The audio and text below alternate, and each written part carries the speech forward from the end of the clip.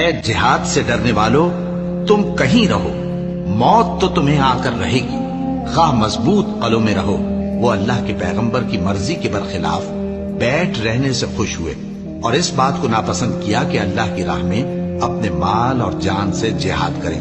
اور دوسروں سے بھی کہنے لگے کہ گرمی میں مت نکلنا۔ ان سے کہہ دو کہ دوزخ کی آگ اس سے کہیں زیادہ گرم ہے، کاش یہ اس بات کو سمجھتے، اور اگر وہ نکلنے کا ارادہ کرتے تو اس کے لیے سامان تیار کرتے، لیکن اللہ نے ان کا اٹھنا اور نکلنا پسند ہی نہ کیا تو ان کو ہلنے جلنے ہی نہ دیا، اور ان سے کہہ دیا گیا کہ جہاں معذور بیٹھے ہیں تم بھی ان کے ساتھ بیٹھے رہو۔ اگر وہ تم میں شامل ہو کر نکل بھی کھڑے ہوتے تو تمہارے درمیان شرارت کرتے اور تم میں فساد ڈلوانے کی غرض سے